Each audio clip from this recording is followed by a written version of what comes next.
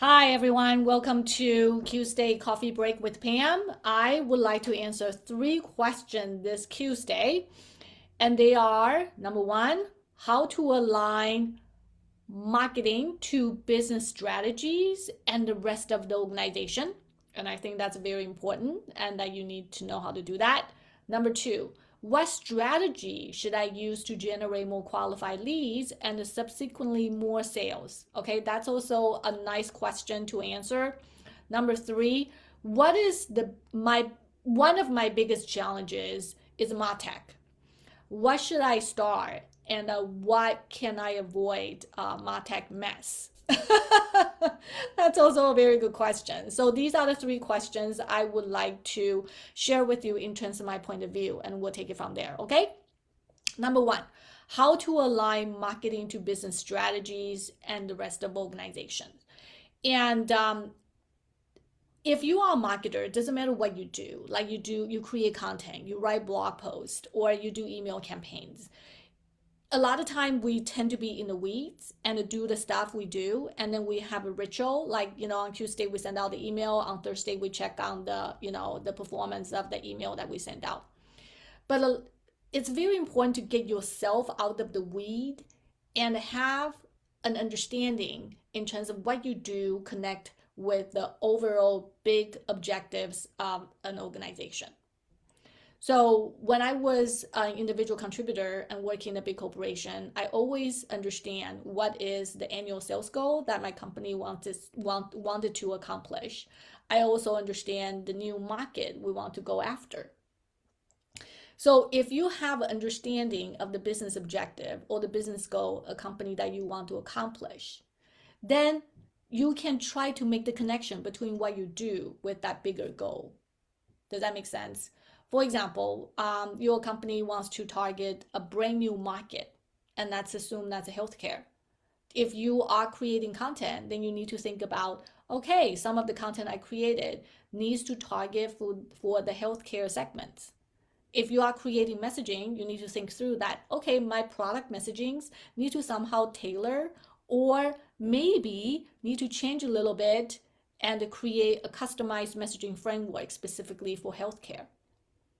So understanding that business goal in terms of what the company want to accomplish is very critical, and then make a connection directly or indirectly to the stuff that you are doing. Does that make sense? So when you are creating any kind of marketing plan, even you created just an email marketing plan based on what you do, always start with the business goals. What the company want to accomplish, the revenue, the specific segment they want to go after, or the people they want to talk to, right? Then you create it in terms of what your strategy or what your plans are to accomplish that. Does that make sense? So the best way to do that is write down. Write down the way you understand what the business goals are, and then write down the things that you will do on a regular basis and see if you can make that connection. It's very important, and a lot of time you can because you are employees of your company. Obviously, everything you do matters. So just try to make that connection and quantify that and make sure everybody understands as well. Okay. So that's what I would do if I were you. And then, of course, if you are managing a team, right, you always have to create a team objective or the team a goal that you want to accomplish. So try to do, kind of evaluation and check in terms of the goal that you set up with your teams also have an impact or can directly or indirectly connect it to the overall company business objective, right? So do that check and make sure they are connected. And that is one way that you can quantify in terms of your contribution to your company's overall sales and the business goals. Okay, so that's question number one. Number two, what strategy should I use to generate more qualified leads and help close down more sales? All right, everybody is asking that question. And nobody has a solid answer in terms of what needs to be done. That's because it's very situational and it also depends. If you want to generate more leads, you have to look at in terms of, okay, what is your company doing right now for the lead generation or demand gen? How is that working? If your company is doing a lot of events, so is that working pretty well? Are the salespeople pretty happy with the leads that you generate?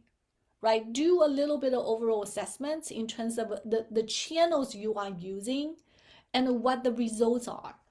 Are you happy? Are you not happy? If you are not happy, why?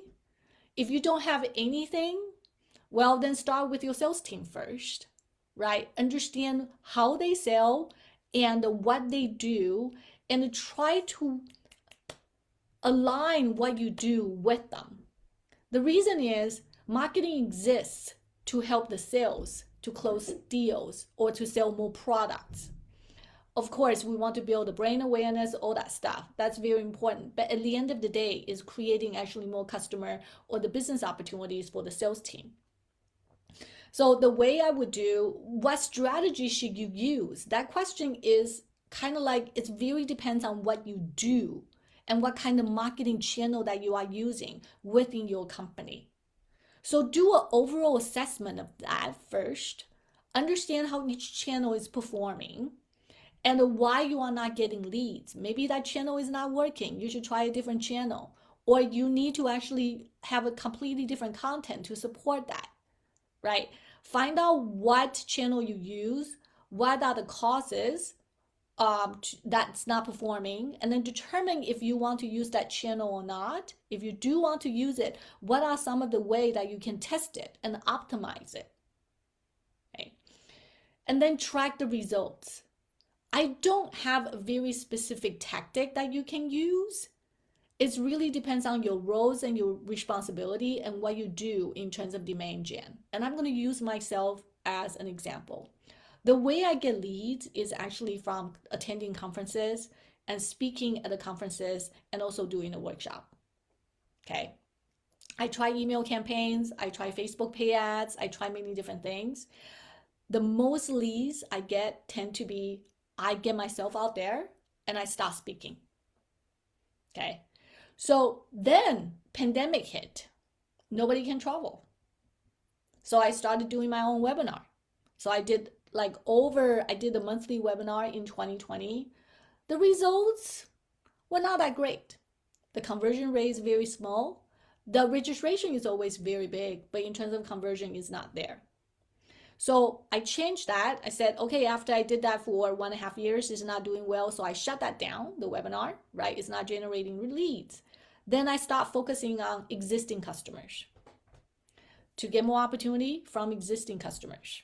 Okay, that actually worked out pretty well, honestly. So you have to somehow look at what you do and you constantly make adjustments, in terms of what you need to dial up and dial down. And there's no set rules in terms of demand gen and how you generate more qualified leads. Does that make sense? All right, so that's question number 2. But if you want to talk about your tactics, and you want to brainstorm with someone, reach out to me and let's talk. All right. Number 3, one of my biggest challenges is MarTech. That's everybody's challenge. Right there. I answered the questions. Where should I start and how can I avoid MarTech mess? All right. Here is the reality of truth. You can avoid MarTech mess. Every single company are using more than 20 or 30, in the big enterprises, sometimes over 120 applications, okay, to do various different functions, to have data connected in different ways. And we are using MarTech, just trying to make our job easy. Everybody is doing a different job. Therefore, we're using different tools and the platforms. That's just the way it is. MarTech in general is a mess, okay? So you cannot avoid it. I want to make that very clear to everyone, okay? And there's no clean cut. The thing about MarTech, it's kind of like dating, actually.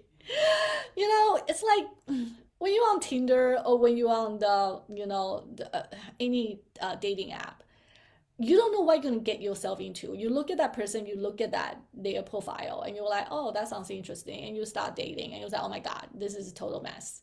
And you want to get out, all right? And the MarTech is similar. a lot of tools just look very, very good when the first time you evaluate it. And then once you start implementing, you're like, oh my God, this is not what I'm looking for. Oh my God, this is so hard to use, right? And then, or you were trying to make an effort to make it work, right? You build some sort of code to get around it, or you work with a vendor to modify it. Whatever you do, you will try to make that MarTech to work, all right? And sometimes it doesn't, then you have to kind of like dump it and then try some other stuff, right? So how do you start?